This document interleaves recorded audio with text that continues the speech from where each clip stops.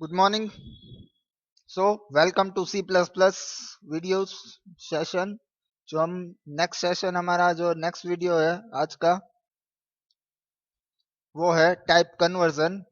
हम बात कर रहे हैं टाइप कन्वर्जन की। प्रीवियस वीडियो जो हमारे थे वो थे अबाउट ऑपरेटर ओवरलोडिंग, जिसका practical as well as theory session दोनों हमने कवर आउट कर लिया है। अब हम आगे बढ़ेंगे अपने टॉपिक्स में एज पर सिलेबस। तो टाइप कन्वर्जन,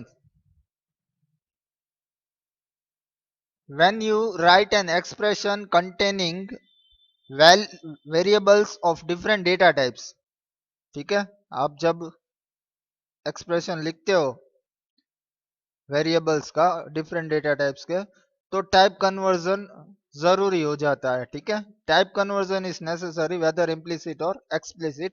इम्प्लिसिट कन्वर्जन हो या एक्सप्लिसिट हो, पर जब भी आप कोई एक्सप्रेशन लिखते हो ऑफ डिफरेंट डेटा टाइप, तो टाइप कन्वर्जन करना जरूरी हो जाता है। हम देखते हैं आगे उसका एग्जाम्पल।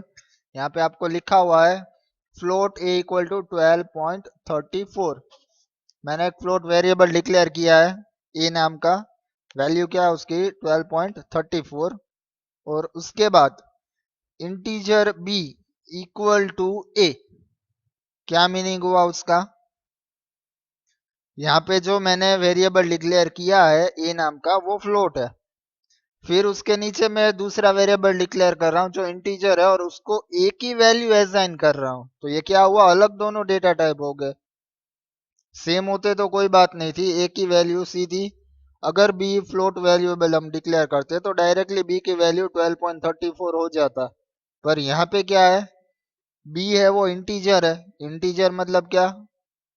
ऐसी वैल्यूज डिजिट होते हैं जिसमें डेसिमल मीन्स पॉइंट वाली वैल्यूज आप नहीं रख सकते हो। तो यहाँ पे प्रॉब्लम हो गई, क्योंकि एक तो फ्लोट वेरिएबल है जिसकी वैल्यू 12.34 है, हम कैसे इंटीजर में असाइन करेंगे?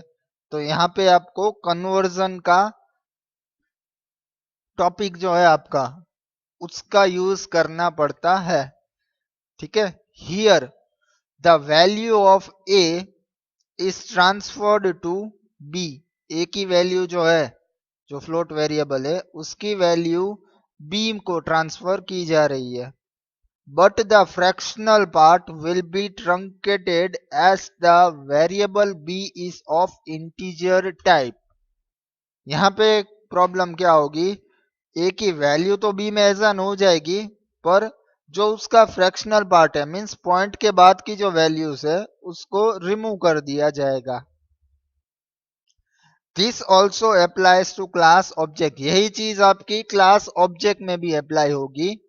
ठीक है, हम एग्जाम्पल स्टेटमेंट देखते हैं। जैसे कि मैंने लिखा है यहाँ पे test T1, T2 and T3। तो ये क्या हुआ? टेस्ट नाम का क्लास है जिसके मैंने तीन ऑब्जेक्ट बनाए हैं, T1, T2 एंड T3। तीन ऑब्जेक्ट डिक्लेयर कर रहा हूं मैं। अब मैं T1 में लिख रहा हूं T2 plus T3। This is also valid as the T1 and T2 and T3 are objects of same class. ठीक है, यहाँ पे प्रॉब्लम नहीं होगी क्योंकि T2 एंड T3 और T1 तीनों एक ही क्लास के ऑब्जेक्ट हैं। तो T2 एंड T3 का एडिशन T1 में असाइन हो जाएगा as the objects are of the same class. Same class है मतलब प्रॉब्लम नहीं है। And provide a proper operator overloading function is defined. अगर आपने प्रॉपर ऑपरेटर ओवरलोडिंग किया है तो उसकी वैल्यू इजीली ट्रांसफर हो जाएगी T2 एंड T3 की T1 में। But if in an expression there are objects of different class or combination of an object and a basic data type variable, अगर यही चीज होती, मान लो कि आपके क्लास के अलग क्लास के ऑब्जेक्ट्स हैं, तो सिचुएशन क्या होगी? कैसे आपका कन्वर्जन किया जाएगा? This can be done by performing proper type conversion method which can be one of the following। ठीक है, आपको लिस्ट नीचे दिख रही है। आपको अलग अलग टाइप्स दिए हैं कन्वर्जन के।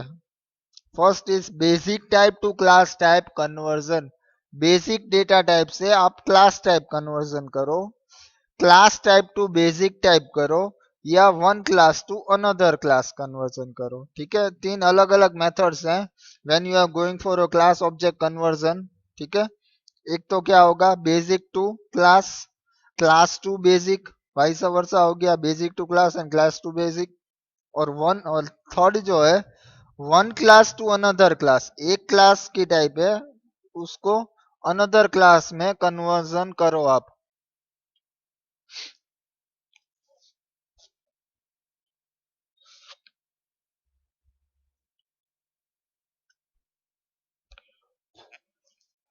ओके, फर्स्ट वन देखते हैं हम, basic type to class type conversion कैसे करना है, क्या उसकी सिंटैक्स है। To understand this situation consider a class test and following statement. ठीक है, आप एग्जांपल ले लो, क्लास टेस्ट है आपकी और हम स्टेटमेंट लिखते हैं टेस्ट T1। ठीक है, यहाँ पे मैंने स्टेटमेंट क्या लिखा, टेस्ट T1। फिर मैं लिख रहा हूँ इंटीजर ए। याद रहे हम किस बारे में बात कर रहे हैं, हमारा टॉपिक है basic type to class type conversion. Basic जो आपकी डेटा टाइप है उसमें से आप क्लास टाइप ऑफ कन्वर्जन करने जा रहे हो। यहाँ पे मैंने लिखा test T1 integer a, means T1 जो है आपका क्लास टाइप का ऑब्जेक्ट है, इंटीजर है मीन्स ए जो है आपका इंटीजर टाइप ऑफ वेरिएबल है। अब मैं यहाँ पे लिख रहा हूँ T1 equal to A,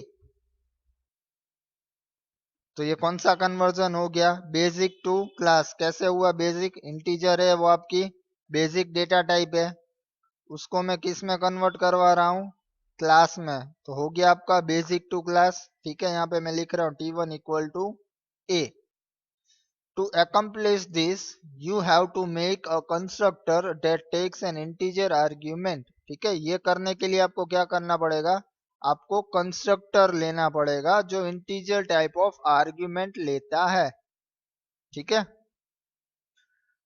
consider following example, उसके बाद आपको एग्जाम्पल दिया हुआ जो प्रोग्राम है जो मैं अपने प्रैक्टिकल सेशन में आपको दिखाऊंगा जब हम प्रैक्टिकली प्रोग्राम उसका देखेंगे। पर इस टॉपिक का जो लॉजिक है वो आपको समझ में आ गया, जहाँ पे आपका एक क्लास टाइप ऑफ वेरिएबल होगा और एक बेसिक डेटा टाइप वेरिएबल होगा। अब बेसिक को क्लास में कन्वर्ट करते हो, तो ये आपका first type of conversion technique है, basic type to class type conversion. Okay, class to basic type conversion देखते हैं।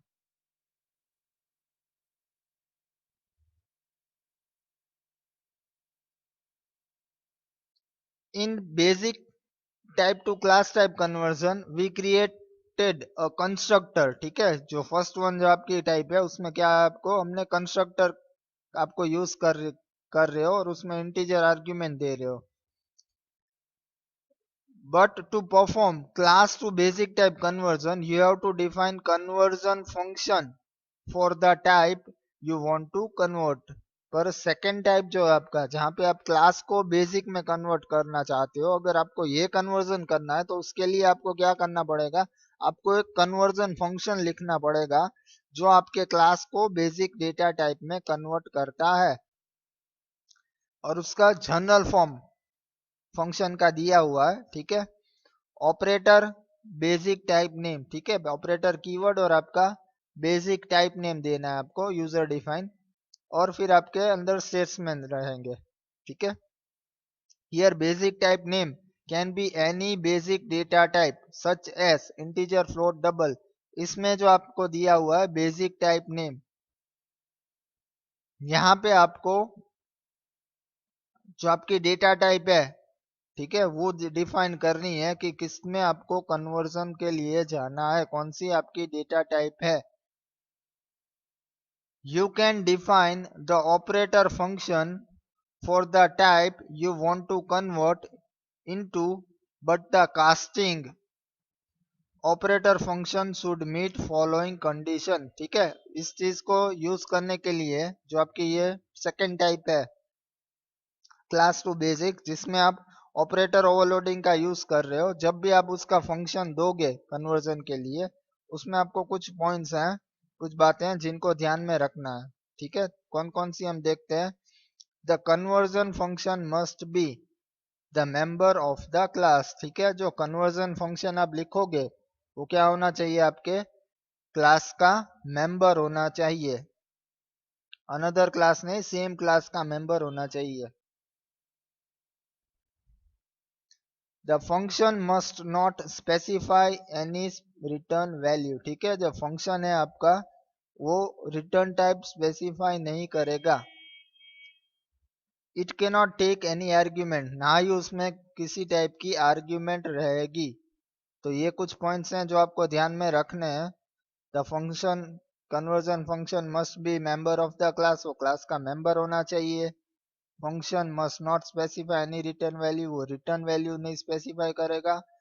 It can not take any argument, और ना ही उसमें आर्ग्यूमेंट दी जाएगी।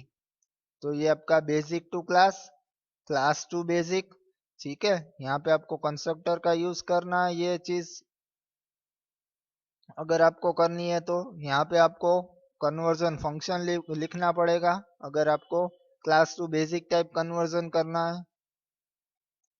Third one class to another class conversion. एक class में से आपको दूसरी क्लास में कन्वर्जन करना है तो जो आपकी थर्ड मेथड है, you may need to apply one class to another class conversion in some cases where in an expression there are objects of different classes। Third type जो है आपकी, उसका यूज आप कब करोगे, जब आपके पास दूसरी क्लास के ऑब्जेक्ट्स हैं, तब आपको इस चीज का यूज करना है। क्योंकि सेम क्लास के ऑब्जेक्ट होंगे तो आप इजीली कर सकते हो, तो कन्वर्जन की रिक्वायरमेंट नहीं रहेगी। पर अगर दो अलग अलग क्लास के ऑब्जेक्ट्स हैं तो आपको कन्वर्जन, ये जो है वन क्लास टू अनदर, इसका यूज करना पड़ता है। For example object one equal to object two, ये स्टेटमेंट अगर मैं लिखता हूं object one equal to object two, और अगर ऑब्जेक्ट वन एंड टू दोनों डिफरेंट क्लास के ऑब्जेक्ट्स हैं, तभी आपका ये कन्वर्जन वर्क करेगा। कौन सा, वन क्लास टू अनदर। अगर सेम क्लास का ऑब्जेक्ट है तो वो इजीली हो जाएगा, तो कन्वर्जन की टेक्निक अप्लाई करने की जरूरत नहीं है। पर अगर आपके दोनों अलग क्लास के ऑब्जेक्ट है और मैं स्टेटमेंट लिखूं object one equal to object two, तो आपको one class to another class conversion technique का यूज करना है। Here object one and two are of different classes, we will implement this by simple method. इसके लिए हमें क्या करना है, इस चीज को इम्प्लीमेंट करने के लिए आप एक सिंपल मेथड लिखनी पड़ती है।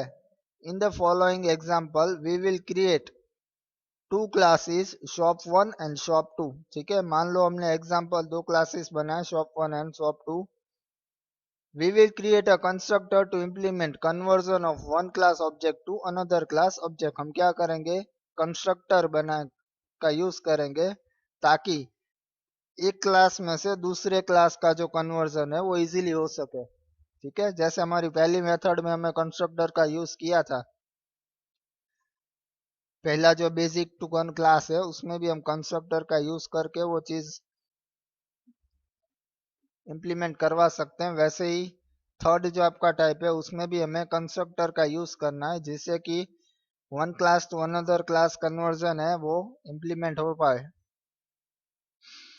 In the constructor we are going to access another class member variable. ठीक है, कंस्ट्रक्टर में हम क्या करेंगे, दूसरे क्लास का जो मेंबर वेरिएबल है हम उसको एक्सेस करवाएंगे। But generally for security reason the member variables are kept private. पर जनरली क्या करते हैं हम सिक्योरिटी के व्यू पॉइंट से, कि हमारे जो वेरिएबल है हम उनको प्राइवेट रखते हैं। ठीक है, ताकि प्राइवेटली रखते हैं ताकि थोड़ा वो हमारा डेटा सिक्योर रहे। So to access those variable we will create function to get the values of member variables। ठीक है, तो हम क्या करेंगे, हमें पता है कि आपके क्लास के जो प्राइवेट वेरिएबल्स हों वो हम क्लास के बाहर, मीन्स कोई दूसरा क्लास उसको एक्सेस नहीं कर सकता है। तो अब हमारी रिक्वायरमेंट है कि हम दूसरे क्लास के वेरिएबल को एक्सेस करें हमारे कंस्ट्रक्टर में। तो हमें इसके लिए एक फंक्शन बनाना है जिससे कि ये चीज अवेलेबल हो पाए।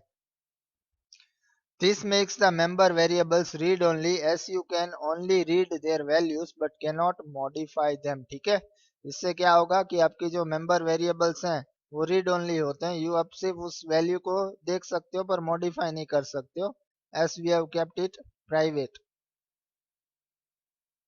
तो ये हमारे तीन टाइप्स से कन्वर्जन के, कन्वर्ट का जो टॉपिक है हमारा, ठीक है, वो तीन टाइप्स को डिपेंड करता है। जो हमने तीनों टाइप्स देखी, basic to class, class to basic and one class to another class conversion. ठीक है, कन्वर्जन का जो मेन ओवरव्यू आप गिनो तो क्या होगा, जहां पे आप वन डेटा टाइप को अनदर डेटा टाइप में कन्वर्ट करो, दो अलग अलग वेरिएबल्स हो, तब आपको कन्वर्जन का यूज करना पड़ता है। जहां की आप अलग अलग जो टाइप ऑफ डेटा टाइप है वहां पे आप वेरिएबल्स पे कन्वर्जन की टेक्निक का यूज कर सकते हो। तब आपको रिक्वायरमेंट रहती है, जब आपको दो डिफरेंट डेटा टाइप के वेरिएबल्स हैं उनकी वैल्यू असाइन करनी है, तब आपको कन्वर्जन की टेक्निक का यूज करना पड़ता है।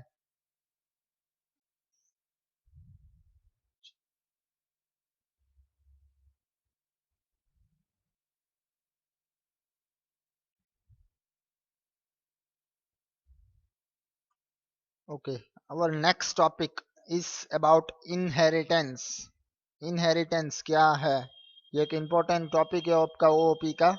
ठीक है, introduction, reusability is the most important feature of OOP. Reusability, reusability का क्या मतलब है, आप किसी भी चीज को जो आपने ऑलरेडी कोड किया हुआ है उसको अगेन एंड अगेन यूज कर पाओ विदाउट रिपीटिंग इट। मीन्स आपको वही कोड वर्क करवाना है तो आपको बार बार उस कोड का नहीं लिखना है पर सिर्फ उसका यूज करना है।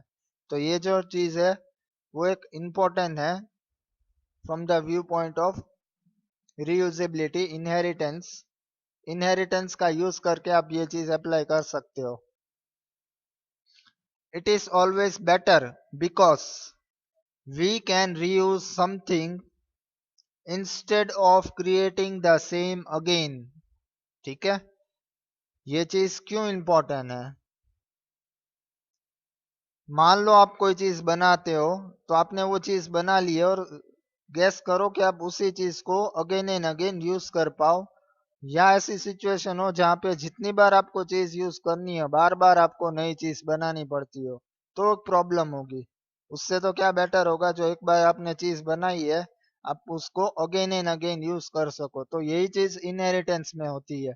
ठीक है, जिससे कि क्या होता है कि आपने जो कोड किया हुआ है, मान लो कुछ एक प्रॉपर, फॉर एग्जाम्पल मैं आपको सिंपल एग्जाम्पल देता हूँ, जैसे सी में हम CLR SCR फंक्शन लिखते हैं तो स्क्रीन क्लियर हो जाती है। अब ये चीज हम बार बार मोस्टली हर प्रोग्राम्स हर जगह करते हो, तो एक बार जो किया हुआ है कोड CLR SCR का ऑलरेडी हेडर फाइल्स में उसका कोडिंग है, हम सिर्फ उसको कॉल करते हैं। तो ये क्या हुआ, आप एक चीज जो ऑलरेडी कोड की हुई है उसको यूज कर रहे हो। मान लो आपको हर बार उसका जो कोड है उसकी जो प्रोसेस है वो हर बार लिखनी पड़ती होती, तो कितना टाइम आपका वेस्ट होता। तो यही चीज थ्रू इनहेरिटेंस हम C++ में कर सकते हैं। अगर आपने कोई एक चीज की कोडिंग की हुई है तो उसको आप अगेन एंड अगेन यूज कर सकते हो यूजिंग इनहेरिटेंस, जिससे कि क्या होगा, it becomes it will your save your time and memory, जिससे कि आपका टाइम और मेमोरी दोनों बचेंगे। As well as it will save us from fraction of us from error, और हमारी एरर आने के चांसेस भी कम होंगे। क्योंकि आप कोई भी कोड करते हो तो नया कोड कभी लिखोगे तो पॉसिबिलिटी है कि उसमें एरर रहे, पर आपने जो वन टाइम कोड लिख दिया है, चेक कर लिया है, तो वही की वही चीज आपको इम्प्लीमेंट करनी है तो वो इजी रहता है, जिससे कि आपका टाइम से सेव होगा, आपकी मेमोरी बचेगी, और एरर ऑफ चांस एरर आने के चांसेस भी बहुत कम रहेंगे।